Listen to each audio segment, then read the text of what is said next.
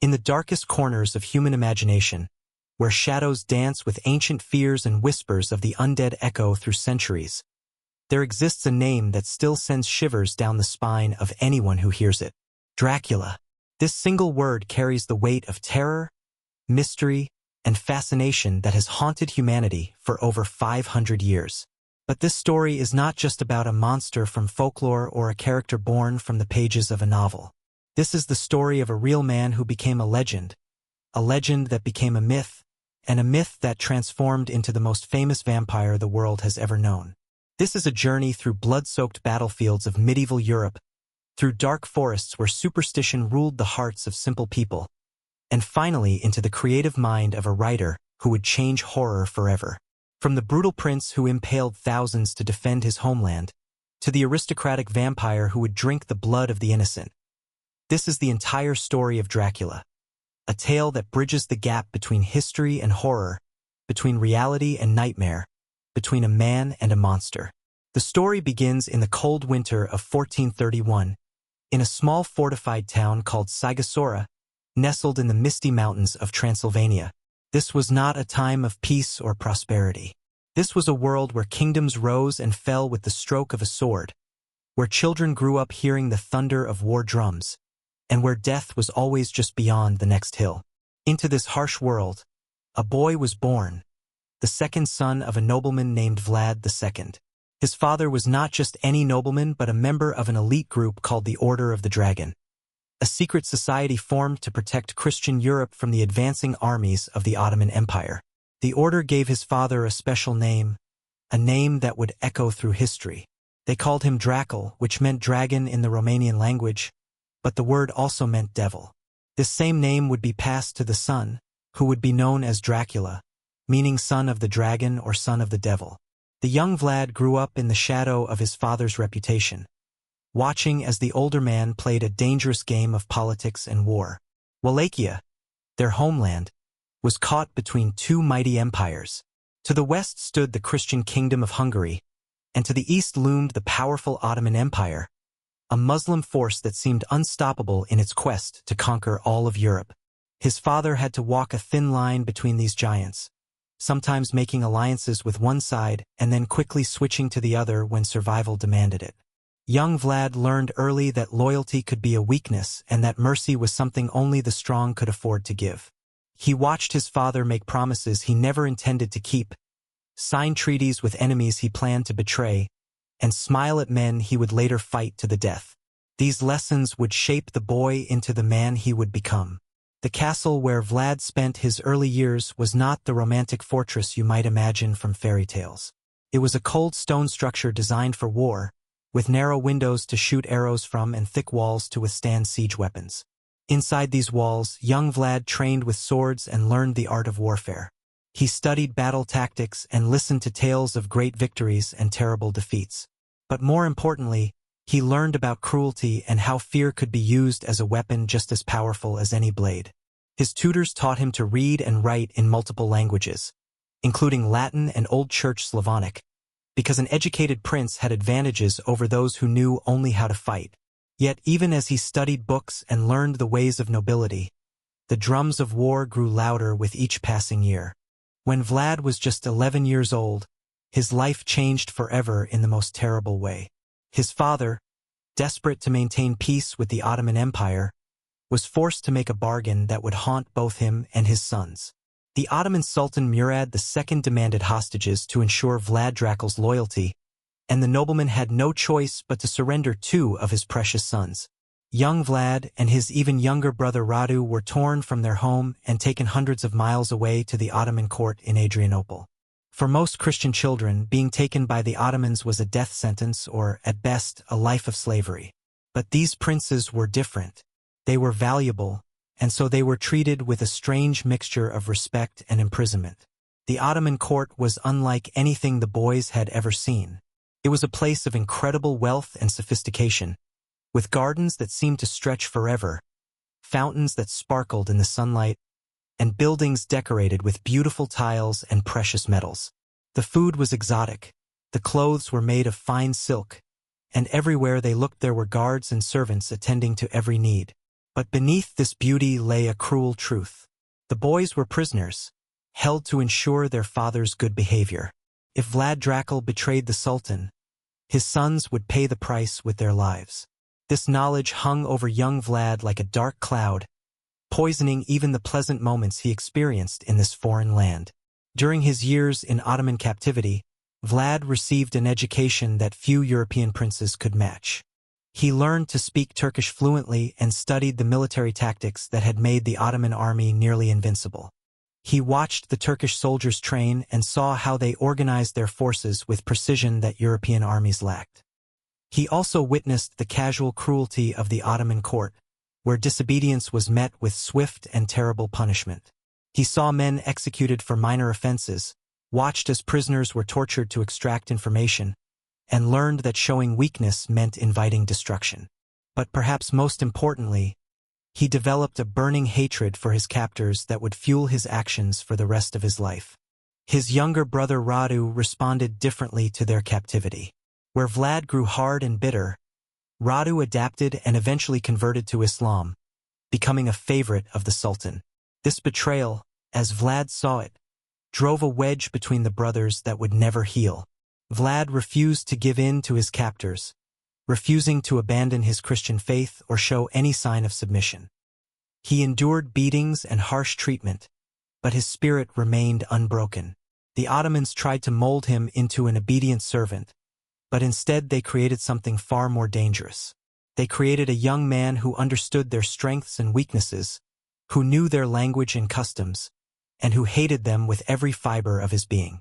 When news finally came that his father had been killed by Hungarian forces and that his older brother had been tortured and buried alive, young Vlad understood that his childhood was truly over and that he would need to become something terrible to survive in this brutal world. In 1456, after years of exile and planning, Vlad finally claimed the throne of Wallachia. He was 25 years old and had already lived through more hardship than most men would face in a lifetime. His first reign was short, lasting only a few months, but it gave him a taste of power and showed him the challenges he would face. The throne of Wallachia was never secure. Rival claimants plotted constantly. Neighboring powers schemed to place their own puppets on the throne, and the boyars, the noble class of landowners, held real power while princes came and went like seasons. Vlad's initial attempt to rule ended when Hungarian forces, who had their own candidate for the Wallachian throne, drove him out. He fled to Moldavia, another Romanian principality, where he spent years planning his return. During these years of exile, Vlad watched and learned. He studied the mistakes of previous rulers and understood that mercy and kindness were seen as weakness by the ambitious men who surrounded the throne. He realized that the only way to truly rule Wallachia was to break the power of the boyars, crush any potential rivals before they could organize against him, and create such fear among his enemies that they would think twice before challenging him. He also understood that Wallachia's survival depended on keeping the Ottoman Empire at bay, even though the Ottomans were far more powerful. This meant he would need to use tactics that went beyond traditional warfare. He would need to become a master of psychological warfare, making his enemies believe that fighting him was not worth the cost, no matter how large their armies might be. In 1459, with the support of Hungarian and Moldavian forces, Vlad launched his campaign to reclaim the throne. This time he was not the uncertain young man who had ruled briefly years before. This time he was a hardened warrior with a plan and the will to execute it without mercy. He defeated the Ottoman-backed pretender to the throne and entered the capital city of Targovist in triumph. But his triumph was just the beginning of what would become one of the most brutal reigns in European history. One of Vlad's first acts as ruler was to deal with the boyars who had conspired against his family. These wealthy nobles had supported the assassination of his father and the torture of his brother, and Vlad neither forgot nor forgave such betrayals. On Easter Sunday of 1459, Vlad invited the boyar families to a great feast at his palace. The nobles came dressed in their finest clothes, bringing their wives and children, expecting celebration and perhaps hoping to curry favor with the new prince. They ate and drank, laughed and made merry, unaware that they were attending their own funeral feast. When the celebration reached its peak, Vlad gave a signal to his guards. What happened next would become legend throughout the land. The guards seized the boyars and their families, separating them into two groups. The older nobles, those who had directly participated in the murder of Vlad's family, were taken outside the city walls. There, in a field that would soon become known as the Forest of the Impaled, wooden stakes had been prepared. These were not quick execution stakes but instruments of prolonged torture. Each stake was carefully rounded at the tip so that it would not immediately pierce vital organs but would instead slowly work its way through the body over hours or even days. The boyars were impaled while their families watched, and then they were left to die slowly under the spring sun. Their screams could be heard throughout the city, a message that echoed to every corner of Wallachia. The new prince was not someone who could be betrayed or challenged. The younger and stronger boyars and their families were not impaled but were given an equally terrible fate. Dressed in their fine Easter clothes, they were forced to march over 60 miles to the ruins of an old fortress on the Argesh River. There, they were put to work rebuilding the castle that would become known as Poenary Fortress. They worked without rest, their soft hands unused to labor bleeding and blistering as they carried stones and mixed mortar. Many died from exhaustion, and those who tried to escape were impaled beside the road as a warning to others. By the time the fortress was complete, only a few of the original boyars remained alive. Vlad had effectively destroyed the old noble class in a single stroke, replacing them with loyal followers who understood that their power came from him and could be taken away just as quickly. With the boyars crushed and his power secure at home, Vlad turned his attention to establishing order throughout Wallachia. What followed was a campaign of justice and terror that would earn him his famous nickname. Vlad believed that a strong kingdom required strong laws and that those laws must apply to everyone regardless of status. He declared that theft would be punished by death, that lying would result in having your tongue cut out, and that adultery would lead to public execution. But it was his preferred method of execution that would make him infamous throughout Europe and beyond. Impalement became not just a punishment but a statement, a visual symbol of what happened to those who broke his laws or challenged his authority. The streets of Wallachia became safer than they had been in generations, but at a terrible cost. Travelers reported that they could leave a bag of gold in the middle of the road and find it there untouched days later because everyone was too terrified to steal it. Merchants could travel without armed guards because bandits had all been impaled on the roads they once terrorized. Foreign ambassadors who came to Vlad's court would often see forests of impaled bodies lining the roads into the capital, some fresh and still moving, others reduced to skeletons picked clean by birds. Vlad would sometimes dine among these forests of the dead, seemingly untroubled by the sight and smell of decomposing bodies. Stories spread throughout Europe of his cruelty and the creative ways he found to punish those who displeased him. When Ottoman ambassadors refused to remove their turbans in his presence, claiming it was against their custom, Vlad had the turbans nailed to their heads so they could never remove them. When he invited beggars and the sick to a great feast and then asked them if they would like to be free of their troubles, they eagerly agreed, not understanding what he meant. He then ordered the hall locked and burned to the ground, killing everyone inside, claiming he had freed them from their suffering. When Saxon merchants from the city of Brasov opposed him, he impaled hundreds of their citizens and burned their settlements, creating another forest of the impaled outside their city walls as a warning. By 1461, Vlad had transformed Wallachia from a weak principality constantly at the mercy of its neighbors into a disciplined state with an army that feared its own commander more than it feared any enemy. This was fortunate because Vlad was about to make a decision that would define his place in history. The Ottoman Sultan Mehmed II, the same man who had conquered Constantinople just 8 years earlier, demanded that Vlad resume paying tribute to the empire and send 500 boys to be trained as janissaries, the Sultan's elite slave soldiers. Vlad's response was to stop paying tribute entirely and to launch a devastating raid across the Danube River deep into Ottoman territory. In the winter of 1461 and into the spring of 1462, Vlad led his army on a campaign of destruction through Ottoman lands that shocked even the hardened commanders of the Turkish army. His forces moved fast, attacking settlements and fortresses before Ottoman forces could respond. But Vlad was not interested in holding territory or fighting pitched battles against superior numbers. His goal was to inflict maximum damage and terror on the Ottoman population. His army burned villages, destroyed crops, and killed thousands of Turkish soldiers and civilians alike. Vlad sent a letter to the Hungarian king listing his victories and boasting that he had killed more than 23,000 Turks and Bulgarians, including impaling countless prisoners. The Sultan could not ignore such a direct challenge to his authority. Mehmed II assembled an army that numbered anywhere from 60,000 to 150,000 men, depending on which historical account you believe.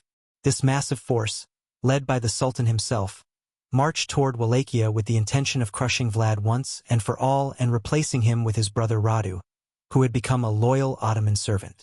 Vlad's own army numbered less than 10,000 men. On paper, it should have been a quick campaign, with the Ottoman forces overwhelming the smaller Wallachian army through sheer numbers. But Vlad had no intention of fighting a conventional war. As the Ottoman army marched into Wallachia in the summer of 1462, they found a land that seemed empty of people. Villages had been evacuated, crops had been burned, and wells had been poisoned. Vlad was using scorched earth tactics, denying the invading army any supplies or comfort. The Ottoman soldiers, instead of finding enemies to fight, found only death waiting for them in every shadow. Small groups of Wallachian soldiers would attack at night, killing sentries and disappearing before reinforcements could arrive. Disease began to spread through the Ottoman camp as contaminated water and lack of fresh food took their toll. The Sultan grew frustrated, unable to bring his enemy to battle and watching his army weaken day by day. Finally, the Ottomans reached Targovist, expecting to find the capital city and engage in a proper siege. What they found instead would haunt the Sultan and his men for the rest of their lives. Approaching the city, the Ottoman army came upon a sight that defied description. Stretching for nearly 2 miles, covering an area as large as several city blocks, was a forest of wooden stakes. Impaled on these stakes were the bodies of over 20,000 Turkish prisoners and Bulgarian civilians who had been captured during Vlad's raids. Some bodies were fresh, others had been there for months, creating a scene of such horror that even the battle-hardened Ottoman soldiers were shaken. The smell was overwhelming, a thick stench of death that could be detected from miles away. Among the impaled were Ottoman nobles and commanders, positioned prominently so they could be recognized, their rich clothes rotting on their decaying bodies. The Sultan himself rode through this forest of death, seeing the results of Vlad's defiance made manifest in the most horrifying way possible. This was not just a battlefield atrocity but a carefully constructed message. Vlad was telling the Sultan that this was what awaited anyone who invaded his land, that every soldier who entered Wallachia would either die in battle or die slowly on a stake. The psychological impact was immense. Ottoman soldiers began to murmur that they were fighting a demon, not a man, and that perhaps this war was not worth fighting. But Vlad was not finished. On the night of June 17, 1462, he launched an attack that would become famous as the Night Attack of Targovist. With a force of perhaps 10,000 men, Vlad personally led a raid directly into the Ottoman camp. The attack came in the darkest hours before dawn when most of the enemy was asleep. Vlad's soldiers knew the layout of the camp, possibly from earlier reconnaissance, and their primary objective was not to defeat the Ottoman army but to create chaos and, if possible, kill the Sultan himself. The Wallachian forces swept through the camp like a storm, killing thousands of sleeping soldiers and causing panic throughout the massive Ottoman force. Vlad fought like a man possessed, his sword cutting down anyone who stood in his way as he searched for the Sultan's tent. According to some accounts, he came very close to finding Mehmed, but the Sultan had been warned at the last moment and moved to a different location. The attack lasted for hours, with Wallachian horsemen riding through the confused Ottoman forces, killing and burning wherever they went. By the time dawn broke and the Ottomans could finally organize a defense, Vlad's forces had withdrawn, leaving behind thousands of dead enemy soldiers and a demoralized army that no longer wanted to be in Wallachia. Some historians believe that Vlad killed as many as 15,000 Ottoman soldiers that night, though other accounts suggest the number was lower but still significant. The night attack was both Vlad's greatest victory and the beginning of his downfall. The Sultan, shaken by the assault and unwilling to pursue Vlad further into hostile territory with a demoralized army, withdrew from Wallachia. But before leaving, He placed Vlad's brother Radu in charge of Ottoman forces still in the region and ordered him to take the throne. Now Vlad faced a civil war, with his own brother leading Ottoman troops and Wallachian nobles who had grown tired of Vlad's brutal rule. The boyars who remained, along with many common people exhausted by years of warfare, began to see Radu as the safer choice, even if it meant accepting Ottoman dominance. Vlad fought on, but his support crumbled. His closest allies began to abandon him, and even his own army started to desert in significant numbers. He sent desperate messages to the Hungarian king Matthias Corvinus, pleading for military assistance against the Ottoman forces. The Hungarian king had promised support and had even collected taxes from his people specifically to fund a crusade against the Ottomans. But when Vlad arrived at the Hungarian court seeking the promised help, he found betrayal instead of assistance. King Matthias, for reasons that historians still debate, had Vlad arrested on charges of treason and conspiring with the Ottomans, the very enemies Vlad had fought so fiercely. Vlad spent the next 12 years as a prisoner in Hungary, held in relatively comfortable captivity but still denied his freedom and his throne. During these years, stories about his cruelty spread throughout Europe, growing more extreme with each retelling. Woodcut prints were created showing Vlad dining among the impaled, and pamphlets were published describing his atrocities in graphic detail. These early publications, some of the first examples of mass-produced propaganda, painted Vlad as a monster who killed for pleasure rather than a ruler who used terror as a tool of statecraft. The real reasons for Vlad's imprisonment remain mysterious. Some historians believe King Matthias needed a scapegoat to explain why he had not used the crusade funds as promised.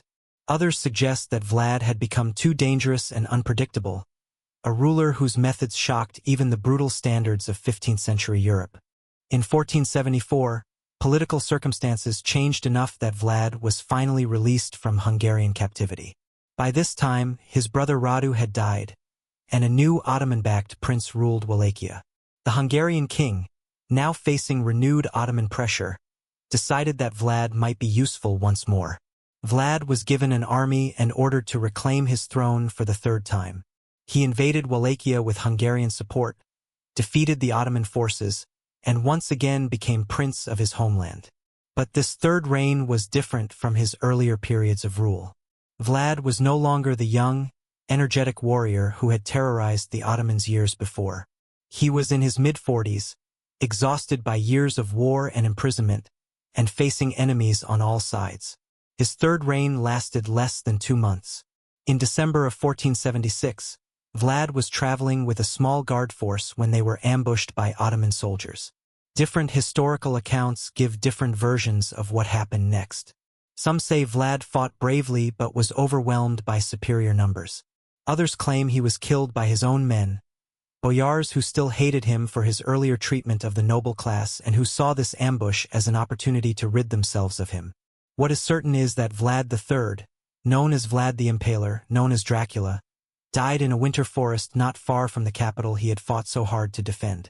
The Ottomans took his head as a trophy, preserving it in honey and sending it to the Sultan in Constantinople, where it was displayed on a stake as proof that the troublesome Wallachian prince was finally dead. His body was supposedly buried at Snagov Monastery, an island fortress where Vlad had sometimes sought refuge during his life. But when archaeologists excavated the supposed tomb in the 20th century, they found it empty, leading to legends that Vlad had not truly died, but had somehow escaped to continue his existence in a different form. In reality, his body was probably buried in a different location, or the elements had simply destroyed any remains over the centuries. But the mystery surrounding even his burial added to the legends that would continue to grow around his name. After Vlad's death, the stories about him continued to spread and evolve. In the lands he had ruled and terrorized, he became a folk hero, remembered not for his cruelty but for his defense of Christianity against Ottoman expansion and his attempts to create justice and order from chaos. Romanian folklore transformed him into a stern but fair ruler who punished evildoers and protected the innocent, conveniently forgetting the thousands of innocents who had died on his stakes. Songs and poems celebrated his courage in facing the Ottoman Empire, and his name became synonymous with strength and determination. But in Western Europe, where they had only heard stories filtered through Hungarian and Saxon merchants who had suffered under his rule, Vlad became something different. He became the very image of a tyrant, a monster who killed for pleasure, a demon in human form. The invention of the printing press meant that these stories could be widely distributed, and pamphlets about his atrocities became some of the earliest bestsellers in European publishing. These publications served multiple purposes. They entertained readers with horrific tales while also serving as anti-Ottoman propaganda, showing the kind of brutal warfare necessary to fight against the Turkish threat. But they also sparked something deeper in the European imagination. They created an image of the Eastern European nobleman as a figure of exotic terror, someone who existed in a twilight world between civilization and savagery. Meanwhile, in the Romanian lands themselves, a completely different kind of legend was taking root in the villages and remote mountain communities. This was the legend of the undead, of spirits that would not rest in their graves, of creatures that preyed upon the living in the darkness. The Romanian people called these beings strigoi, and they were terrified of them in a way that went beyond any fear of living enemies. These beliefs were not new to Vlad's time but had existed in Eastern European folklore for countless generations. The strigoi were said to be the restless dead who returned from their graves to attack their families and communities, sometimes as ghostly spirits and sometimes in physical form. To understand how Vlad the Impaler became connected to vampire legends, we must first understand what people in Eastern Europe believed about vampires long before any Western writer turned them into romantic figures. In Romanian folklore, there were two main types of undead creatures. The strigoi were the more dangerous variety, either living people born with certain cursed traits or the dead who rose from their graves. A living strigoi was someone born with unusual features, perhaps with red hair and blue eyes, which was rare in Romania, or someone born with a caul covering their face. These people were believed to have the power to send their souls out of their bodies at night to attack neighbors, draining their life force or blood. The dead strigoi were more terrifying. These were corpses that became animated and left their graves to feed on the living. According to tradition, certain people were at risk of becoming strigoi after death. These included people who died unmarried, those who died violent deaths, people who died by suicide, or those who had led particularly evil lives. Seventh sons of seventh sons were also believed to become strigoi, as were children born out of wedlock. When someone suspected a strigoi was active in their community, they would perform rituals to protect themselves. These included placing garlic around windows and doors, using silver crosses, and even exhuming suspected corpses to check for signs of vampirism. When a grave was opened, there were specific things people looked for. If the corpse appeared too fresh for how long it had been buried, if it had blood around its mouth, if its hair and nails seemed to have grown, or if it had shifted position in the coffin, these were all considered proof of vampirism. The cure was to drive a stake through the heart, cut off the head, or burn the body entirely. Sometimes all three methods were used to ensure the creature could not return. These beliefs were not just old superstitions that peasants laughed about. They were deadly serious matters that led to actual exhumations and desecrations of corpses well into the 19th century. The moroi were related to strigoi but slightly different. They were usually the ghosts of dead children or the spirits of people who died before they could complete important tasks in life. They were generally less dangerous than strigoi but could still cause harm, bringing disease to livestock or causing crops to fail. To prevent someone from becoming a moroi, their family would complete whatever task the deceased had left unfinished, or they would perform specific rituals at the grave. Throughout Romania and neighboring countries, every village had its own vampire stories, tales of mysterious deaths blamed on the undead, accounts of strange creatures seen in the night, and legends of brave individuals who had destroyed vampires to save their communities. For 300 years after his death, Vlad Tepes remained a controversial historical figure, but had no connection to vampire legends in people's minds. He was remembered as a warrior, a tyrant, or a hero depending on who was telling the story, but no one thought of him as a supernatural creature. The word Dracula itself simply meant son of Dracul and had no spooky meaning beyond its connection to the Order of the Dragon. But in the 19th century, several factors came together that would eventually link Vlad's name with vampire legends forever. First, there was a growing interest throughout Europe in folklore and fairy tales. Scholars began collecting and publishing stories that had previously existed only in oral tradition. This meant that vampire tales from Eastern Europe started appearing in books read by Western European audiences who found them both frightening and fascinating. Second, the Romantic movement in art and literature had made people interested in the exotic, the mysterious, and the Gothic. Writers were creating stories set in dark castles, featuring mysterious noblemen, beautiful maidens in danger, and supernatural threats lurking in the shadows. The vampire was a perfect figure for this kind of story, combining aristocratic refinement with predatory evil, representing both sexual danger and the fear of death. Stories like The Vampire by John Polidori, published in 1819, and Carmilla by Sheridan Le Fanu, published in 1872, introduced vampires to English-reading audiences and established many of the traits that would become standard in vampire fiction. Third, there was growing Western interest in Eastern Europe, a region that seemed wild and uncivilized compared to the orderly nations of Western Europe. Travel writers published accounts of their journeys through Romania and Transylvania, describing primitive conditions, superstitious peasants, and a landscape that seemed unchanged since medieval times. These travelogues often mentioned local vampire beliefs, presenting them as examples of the backward nature of these regions. But they also made these places seem romantic and mysterious, lands where ancient legends still held power and where the modern world had not yet fully arrived.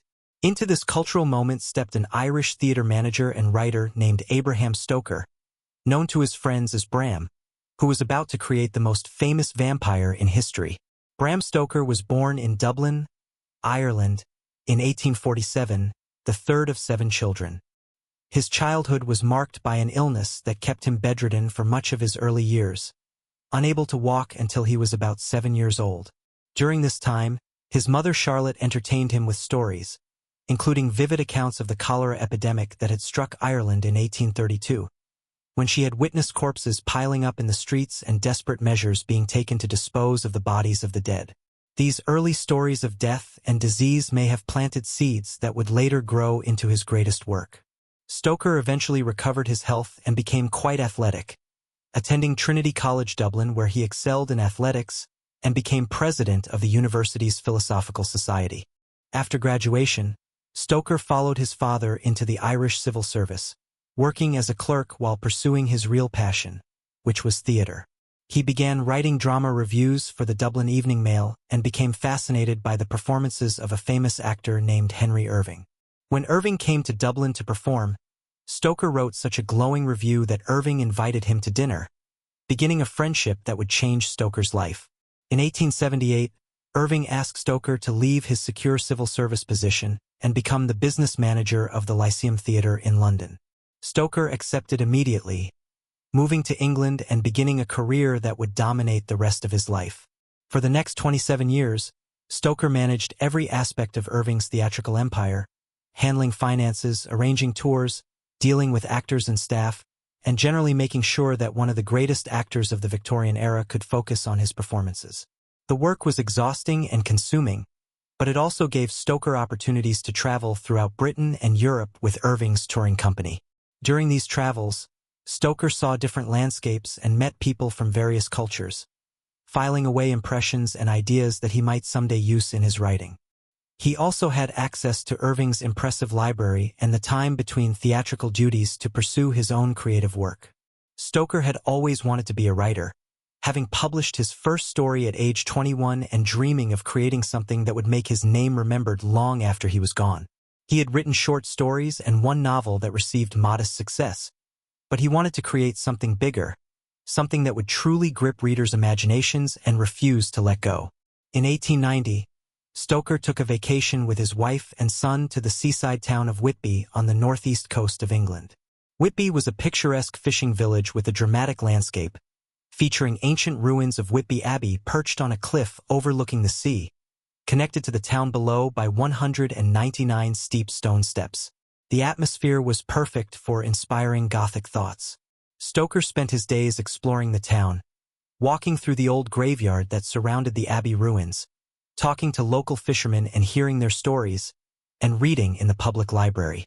It was in this library that Stoker discovered a book called An Account of the Principalities of Wallachia and Moldavia by William Wilkinson, published in 1820. This book contained historical information about the Romanian territories and their rulers, including a section about Vlad Tepes, known as Dracula. Stoker was immediately struck by the name Dracula and its meaning, son of the devil. He had already been working on a vampire novel for some time, but his vampire had been called Count Wamper and the story was set in a vaguely Austrian location. Finding the Dracula name changed everything. Stoker realized that this perfect name needed a perfect setting, and he began researching Romanian history and geography, Transylvanian legends, and vampire folklore. He compiled extensive notes, filling notebook after notebook with details about his characters, plot events, and the background of his story. Stoker's research was impressive for someone who never actually visited Romania or Transylvania. He read every book he could find about the region, studying maps to get the geography right, learning about Romanian customs and superstitions, and investigating the latest scientific theories about blood and disease that might give his vampire a veneer of medical plausibility. He created elaborate backstories for his characters, detailed timelines of events, and even wrote diary entries and letters that would never appear in the final book but helped him understand who these people were. His Dracula was not just a monster but a centuries-old nobleman from a warrior class, proud of his heritage and determined to expand his power into new territories. By combining the historical Vlad with vampire folklore and his own imagination, Stoker was creating something entirely new. The writing process took 7 years. Stoker worked on the manuscript whenever his duties at the Lyceum Theatre allowed, writing in hotel rooms during tours, in his office after shows ended, and at home late at night. He revised extensively, changing the structure from a straightforward narrative to an epistolary novel told through diary entries, letters, newspaper clippings, and ship's logs. This technique created a sense of realism, making readers feel like they were reading actual documents about real events rather than a fictional story.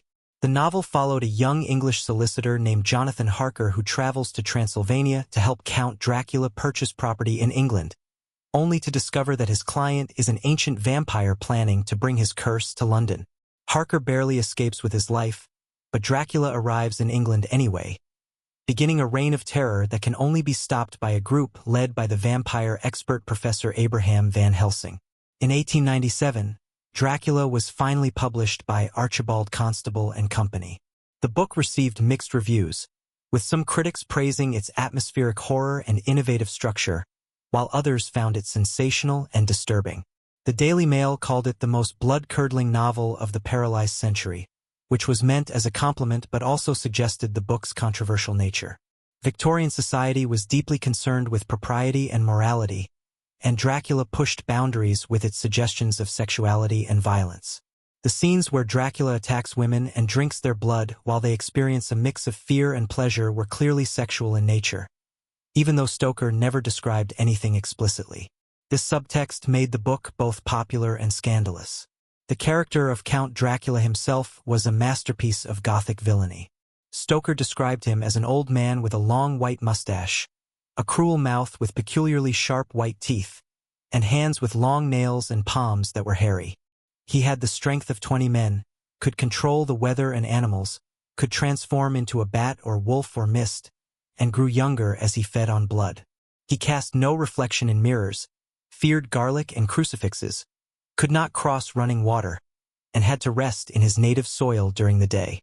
Many of these traits came from folklore, but Stoker combined them with his own inventions to create a villain who was both terrifying and strangely fascinating. The Count was not just an animal that killed on instinct but an intelligent, cultured being who spoke multiple languages and understood human nature well enough to manipulate his victims. The novel sold respectably but was not the immediate bestseller that would make Stoker wealthy. It went through several printings and remained in publication, slowly building an audience through word of mouth. Stoker never knew that he had created what would become the most adapted horror story in history. He died in 1912, having published other novels that are now forgotten, while Dracula would go on to become a cultural phenomenon. The year after Stoker's death, his widow sold the film rights to a German studio, but she never received payment.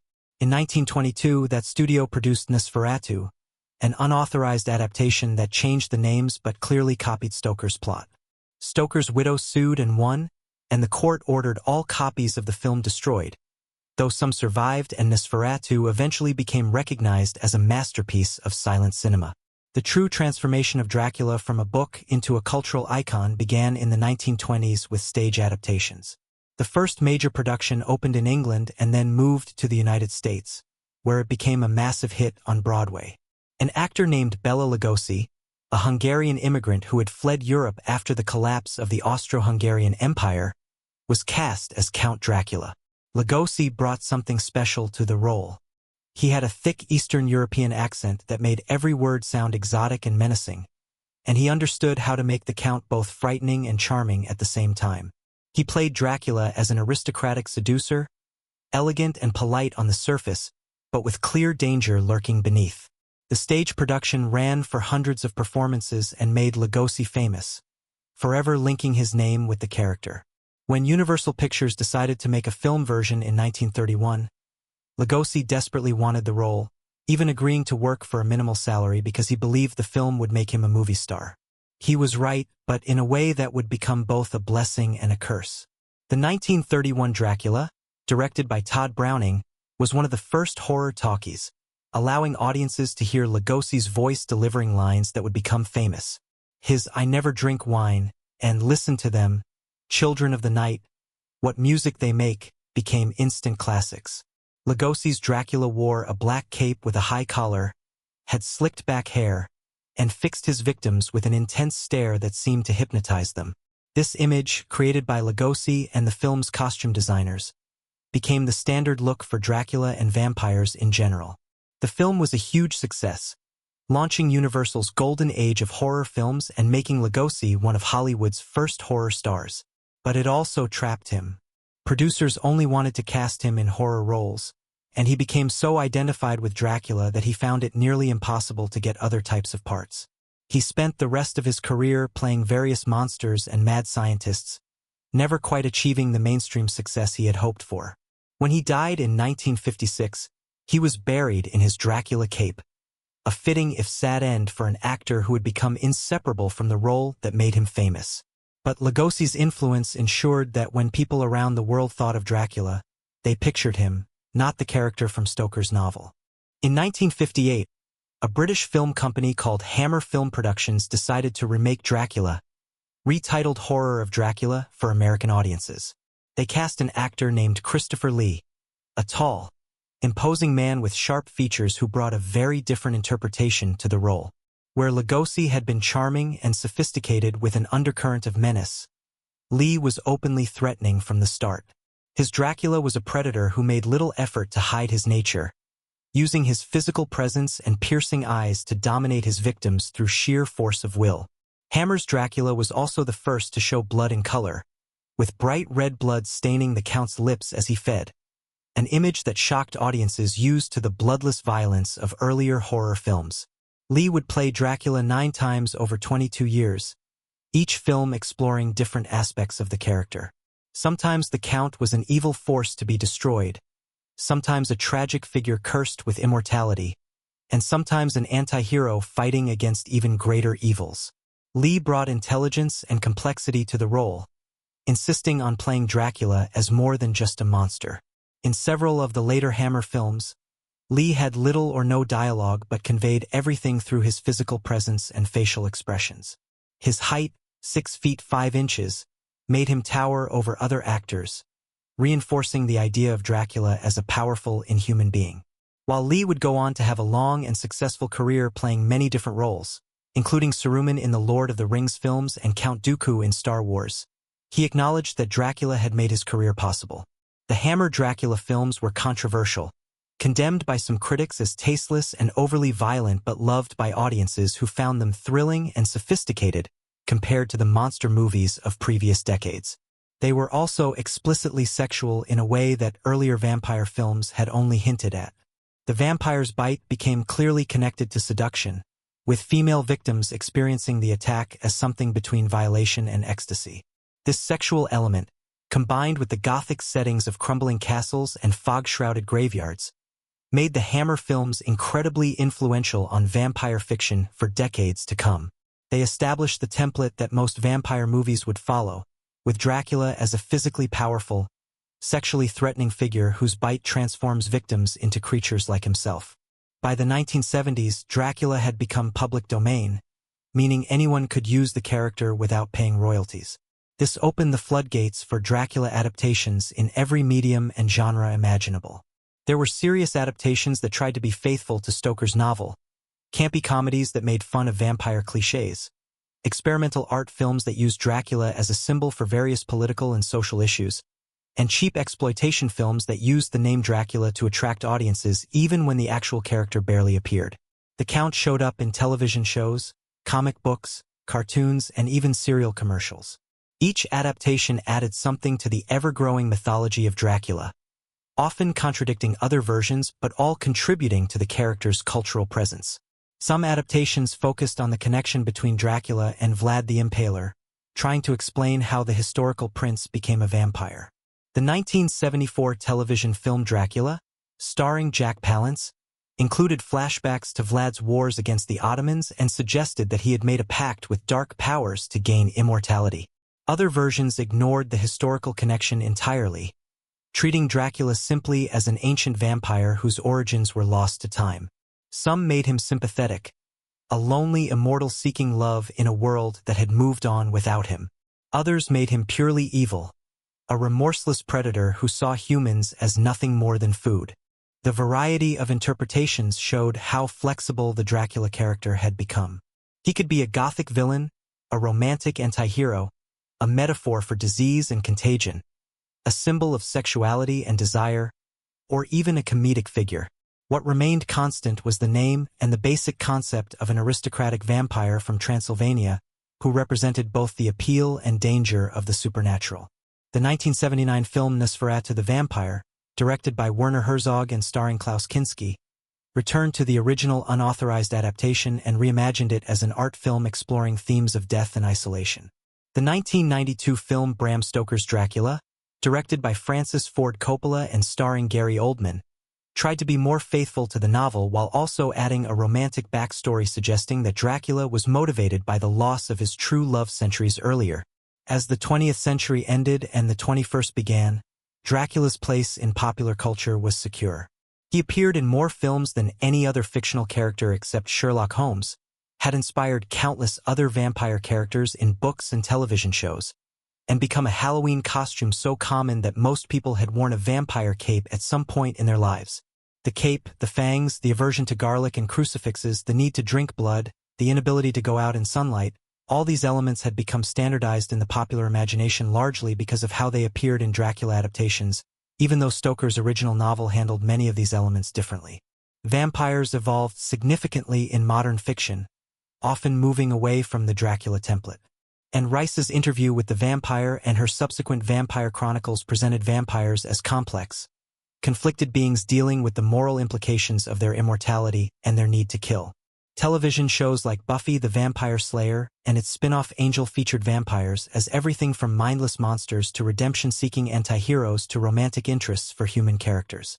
The Twilight series brought vampires into young adult literature and cinema, presenting them as beautiful, sparkly beings more romantic than horrifying. True Blood explored vampires trying to integrate into human society with the invention of synthetic blood that could replace their need to feed on humans. Each of these took the basic vampire mythology and adapted it to explore different themes and appeal to different audiences.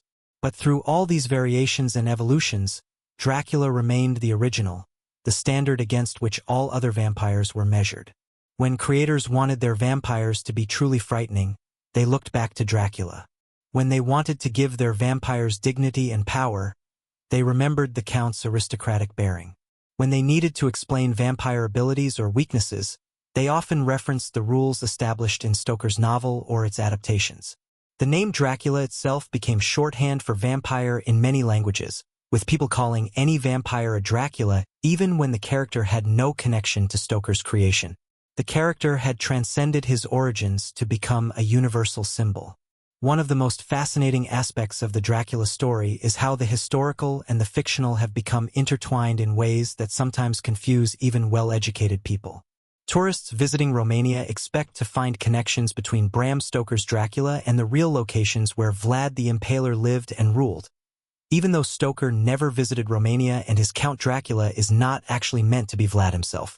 Bran Castle, a beautiful fortress in Transylvania, markets itself as Dracula's castle even though Vlad had little connection to it, and Stoker certainly never mentioned it. The Romanian tourism industry has embraced the Dracula connection, understanding that the fictional vampire brings in far more visitors than the historical prince ever could. This creates a strange situation where Romanian schoolchildren learn about Vlad Tepes as a national hero who defended their country against foreign invasion, while foreign tourists arrive expecting to find vampire legends and gothic horror. The locals have adapted, playing up vampire legends in tourist areas while maintaining pride in Vlad's actual historical achievements. Gift shops sell both educational books about the real Vlad and ridiculous vampire merchandise. Visitors can tour actual castles and battlefields connected to Vlad's life, then attend vampire-themed dinners at hotels that look gothic but were actually built in the 20th century specifically to attract tourists. The Romanian government has sometimes struggled with this dual identity. They want to honor Vlad as a historical figure who demonstrated courage and determination during a difficult period in their nation's history, but they also understand the economic value of the Dracula tourism industry. Attempts have been made to build Dracula theme parks, which met with protests from historians and cultural preservationists who felt it was inappropriate to turn their nation's serious history into a carnival attraction. But the vampire tours continue, the Dracula museums stay open, and travelers from around the world keep arriving in Transylvania looking for castles and mountain passes that match their imagination's vision of where Count Dracula must have lived.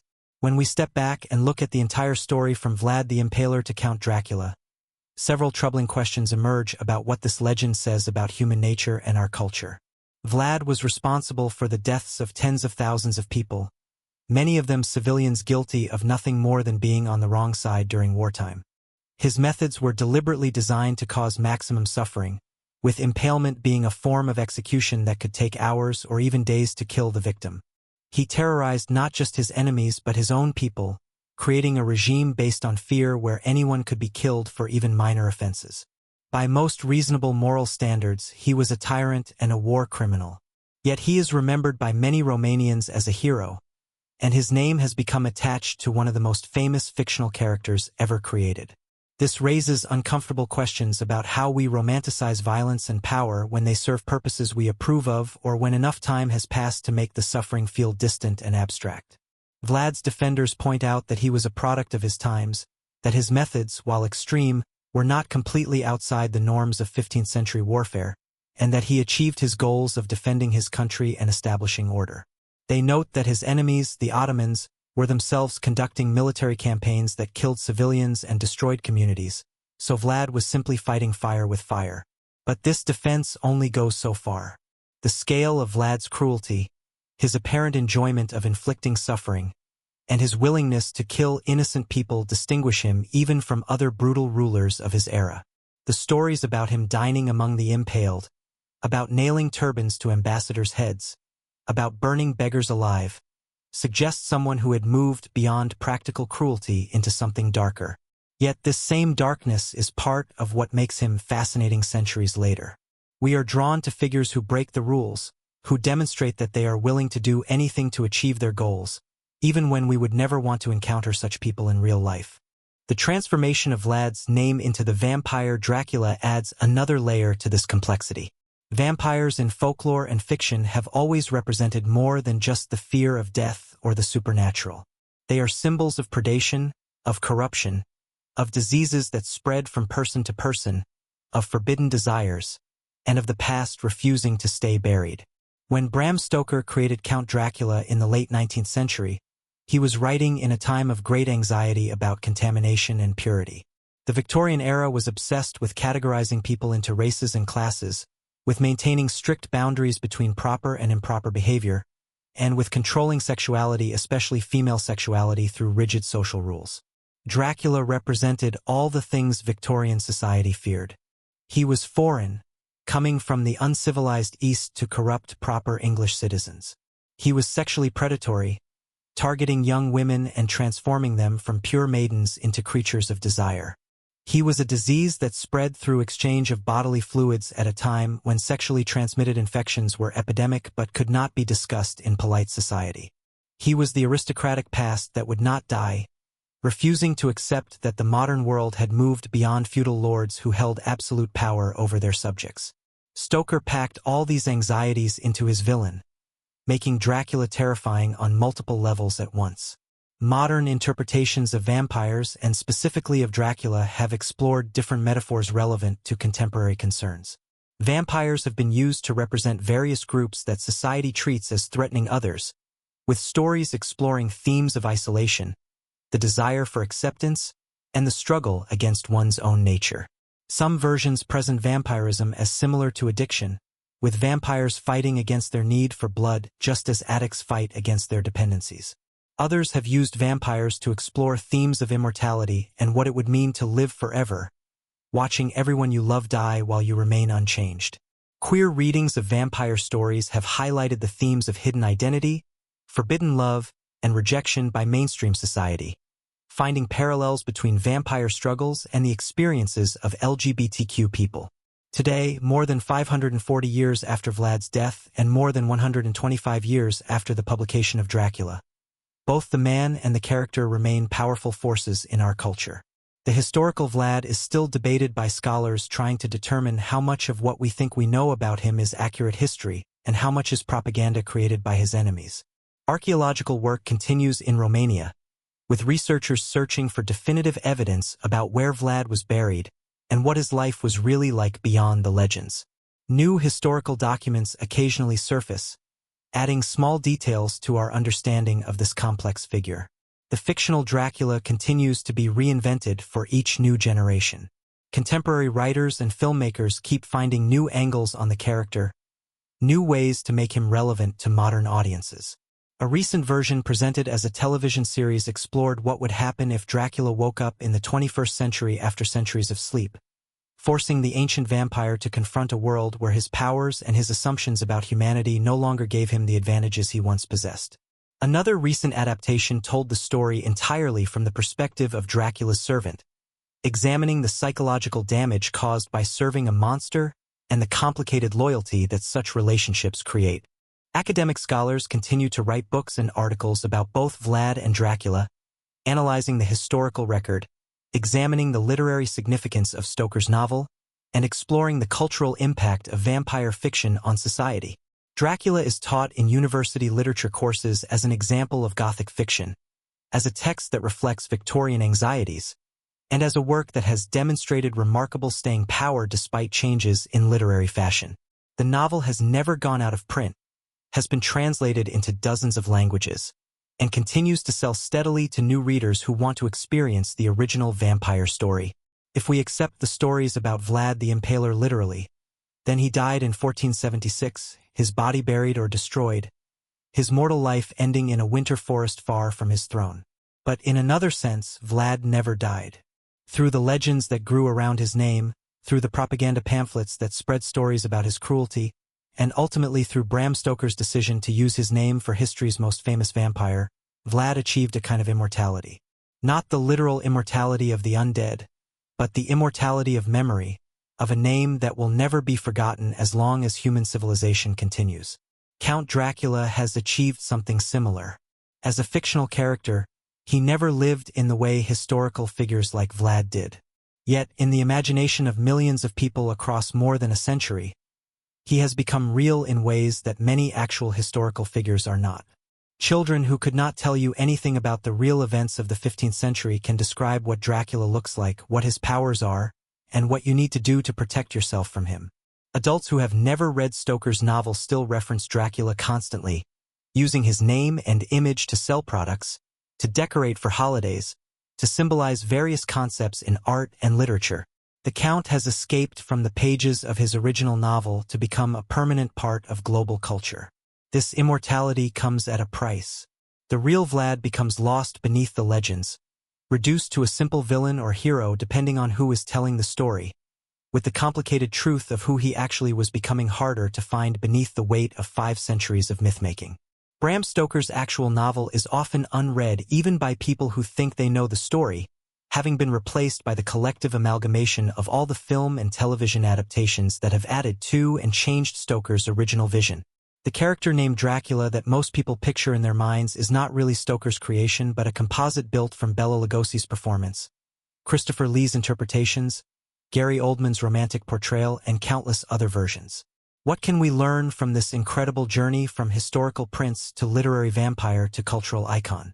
Perhaps the most important lesson is about the power of stories to outlive facts.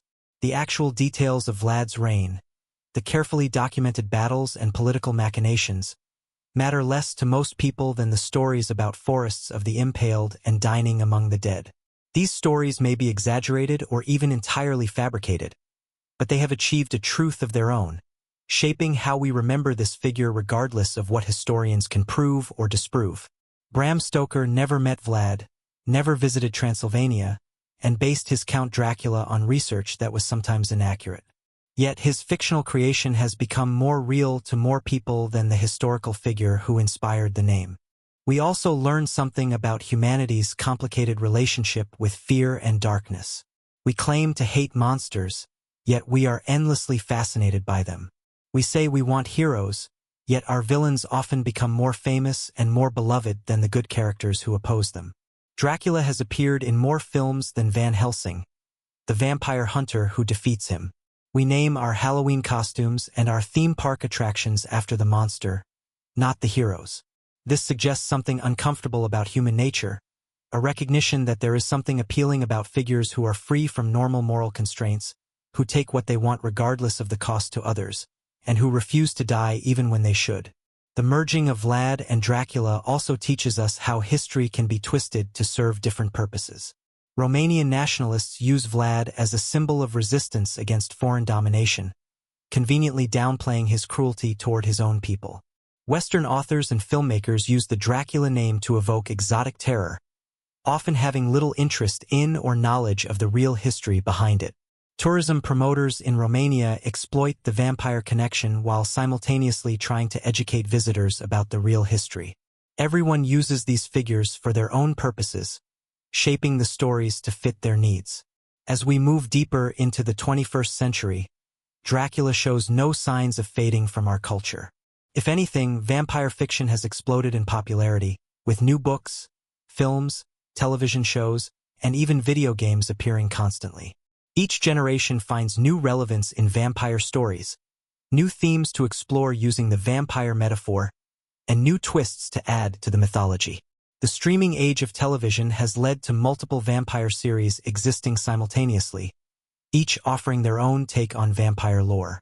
Young adult fiction has made vampires accessible to teenagers who find in vampire stories metaphors for the difficulties of adolescence, the feeling of being different from everyone around you, and the fear of losing control of your own body and desires as you mature.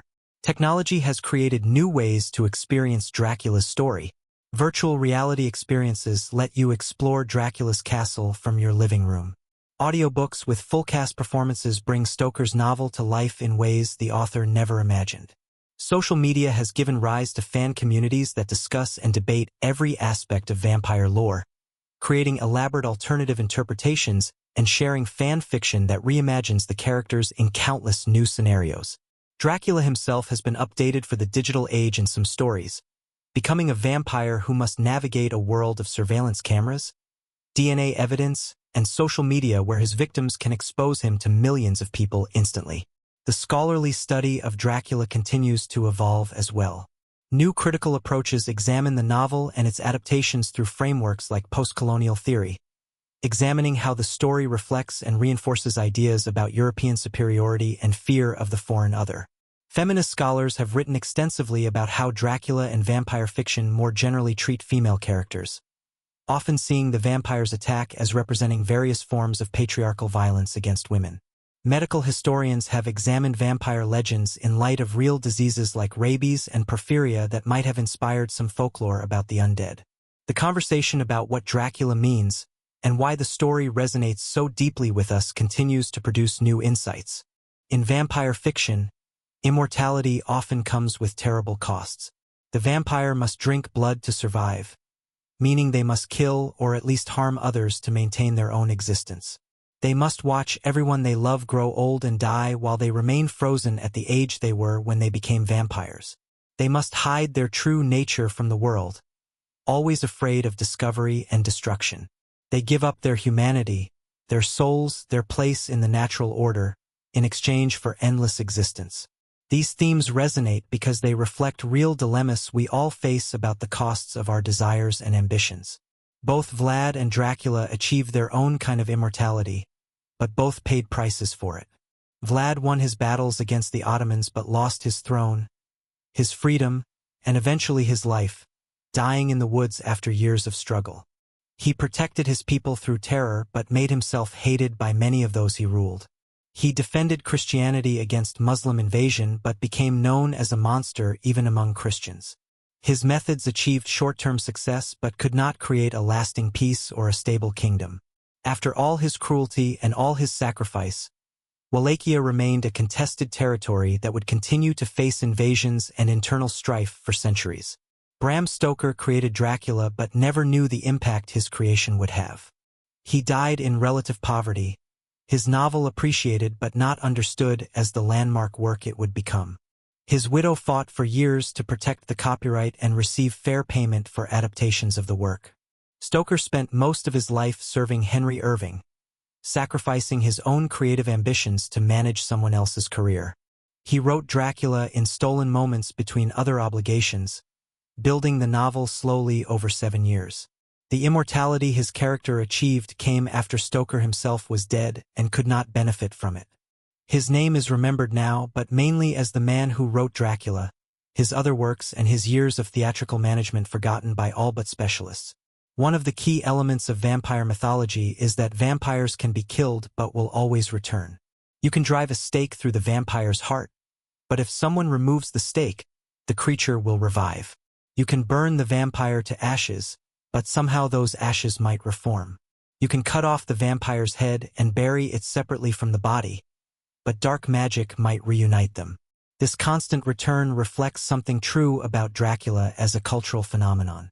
Every few years someone declares that vampires are over, that audiences are tired of them, that the genre is exhausted. And then a new adaptation appears that captures the public imagination, and suddenly vampires are everywhere again, more popular than ever. This cycle has repeated multiple times over the decades since Dracula was first published.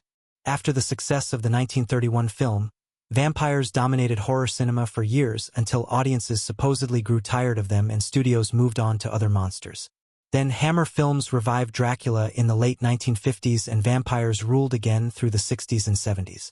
The vampire fiction boom of the 1990s with Anne Rice's novels and shows like Buffy seemed like it could not be sustained. But then Twilight introduced vampires to a new generation and sparked another massive wave of vampire content.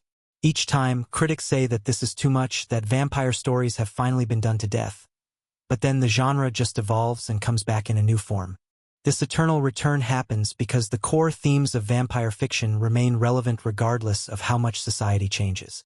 The fear of death, the anxiety about disease and contagion, the fascination with power and immortality, the complicated feelings about sexuality and desire, the question of what makes someone human or monstrous, these concerns never go away. They just take different forms in different eras, and vampire stories adapt to explore those forms. Dracula himself has been a Victorian gentleman, a World War II villain, a medieval warrior, a modern businessman, a romantic hero, a tragic victim, and everything in between. The specific details change, but the name and the basic concept remain recognizable, allowing each generation to reinvent Dracula for their own time while maintaining connection to all the previous versions. Today, if you travel to Romania and Transylvania, you will find a beautiful country with vibrant cities, medieval towns, stunning mountain landscapes, and friendly people who are proud of their history and culture. You will also find that Dracula is everywhere. The Bucharest airport gift shops sell vampire merchandise alongside traditional Romanian crafts. Hotels advertise themselves as being connected to Dracula even when those connections are tenuous at best. Tour companies offer Dracula tours that mix real historical sites connected to Vlad with locations that appear in Stoker's novel, even though Stoker never visited and based his descriptions on guidebooks and travel writing. Bran Castle, which has minimal connection to Vlad but roughly matches Stoker's description of Dracula's castle, has become one of Romania's most visited tourist attractions. Some Romanians have embraced this enthusiastically, seeing it as a way to attract tourism and boost the economy. Others resent it, feeling that their country's rich history and culture is being reduced to vampire jokes and Gothic cliches. They point out that Romania has beautiful churches, important archaeological sites, diverse wildlife, excellent food and wine, and centuries of artistic and cultural achievement that have nothing to do with vampires. They argue that the Dracula obsession prevents people from seeing and appreciating the real Romania, reducing their country to a theme park version of itself that exists more in Hollywood imagination than in reality. This tension between the real and the imagined, between history and mythology, between what actually is and what people want to believe, defines the current state of the Dracula legacy in Romania. The government has tried to find a balance, promoting serious historical tourism focused on medieval castles, Orthodox monasteries, and traditional villages while also acknowledging that many visitors are drawn by vampire associations. Educational efforts try to teach visitors about the real Vlad Tepes and the real history of the region, hoping that once people arrive for Dracula they will stay to learn about the broader context. Sometimes this works, and visitors come for the vampire and leave with appreciation for Romanian culture. Often it does not, and tourists just want their vampire photo opportunities and move on. As we reach the end of this journey through centuries of history and legend, we return to where we began, standing in the shadow of that single name that contains so much. Dracula. It is a name that represents a real man who lived and died 500 years ago, a man who fought desperately to protect his homeland against overwhelming forces and used terror as a weapon when conventional warfare could not succeed. It is also a name that represents a fictional character created by an Irish writer who never visited the places he wrote about but whose imagination created something that would outlive him by centuries. And it has become a name that transcends both history and fiction to become a permanent part of human culture. A symbol that can mean different things to different people but remains always recognizable. The real Vlad Dracula was neither the pure hero some Romanian nationalists want him to be nor the absolute monster that Hungarian and Saxon propaganda painted him as. He was a complex figure shaped by brutal times, making terrible choices in pursuit of goals that seemed necessary to him. His cruelty was extraordinary even by the standards of his era, but his courage and determination were equally remarkable. He defended his faith and his people against an empire that seemed unstoppable, and for a time he succeeded through sheer force of will and calculated terror. That his methods were monstrous does not erase his genuine accomplishments, and his accomplishments do not excuse the unnecessary suffering he inflicted. Bram Stoker's Count Dracula was neither the simple villain of some adaptations nor the romantic anti-hero that others have made him. He was a character constructed to embody multiple fears and fascinations of Victorian England, a foreign aristocrat who brought corruption and death to the modern world, representing the past refusing to stay dead and the exotic East threatening the civilized West.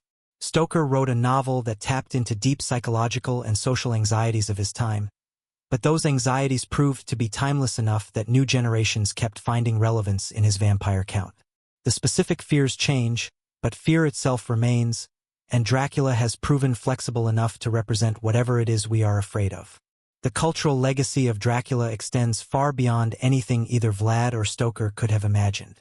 From the moment Stoker's novel was published, the character began to evolve and multiply, taking on new forms in stage plays and films, in comics and television shows, in high literature and cheap pulp fiction.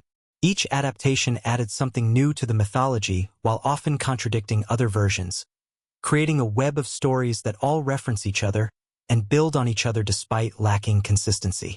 This has made Dracula less of a single character and more of an archetype, a template that can be filled with different meanings, while still remaining recognizable as Dracula. We keep returning to Dracula because the stories we tell about him are really stories about ourselves. When we write about vampires struggling with their nature, we are exploring our own capacity for good and evil. When we tell stories about vampires trying to hide among humans, we are expressing anxieties about those around us who might not be what they seem. When we create vampire romances, we are exploring the dangerous side of love and desire, the way attraction can feel like losing control, the fear that the person we love might destroy us.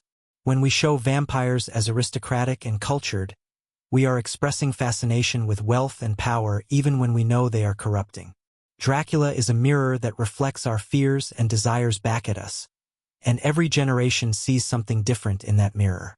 The transformation from Vlad the Impaler to Count Dracula shows how legends grow and change over time, how historical figures become mythological, how fact blends with fiction until separating them becomes nearly impossible.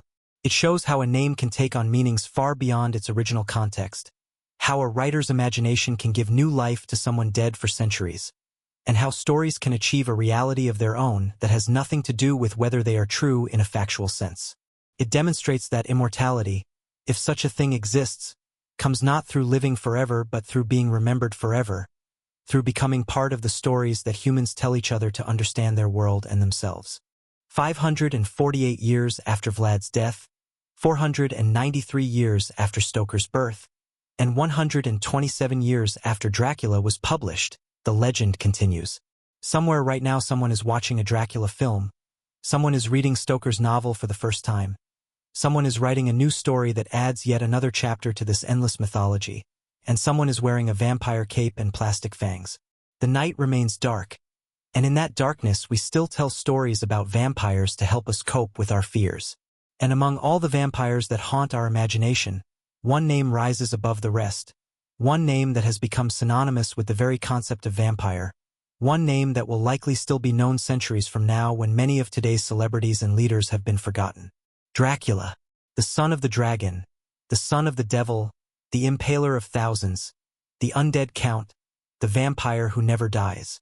From a winter fortress in Transylvania to the London of Bram Stoker's imagination to the global culture of the 21st century, this name has traveled through time carrying with it all our fears and fascinations, all our questions about good and evil, all our curiosity about what might lie beyond death. The stake has been driven through the vampire's heart countless times, but he always returns. Because we need him to return. Because the stories we tell about Dracula are too useful, too meaningful, too entertaining to ever let die. Because in the end, Dracula has achieved what all his fictional counterparts desire and what the real Vlad fought and killed for. True immortality. Not the cursed existence of the undead but something far more powerful. The immortality of legend. The immortality of a name that will never be forgotten. The immortality of a story that we will keep telling as long as humans gather together in the darkness to share tales that thrill and terrify. This is the entire story of Dracula, from the blood-soaked battlefields of medieval Romania to every corner of our modern world. From a man who died to a legend that cannot die. From history to mythology to eternal cultural presence. The story that began in 1431 has not ended and perhaps never will. The Count has risen. The legend endures. And somewhere in the shadows, Dracula waits, patient and immortal, knowing that we will always return to him, always seek him out, always give him the life that only our attention and our imagination can provide.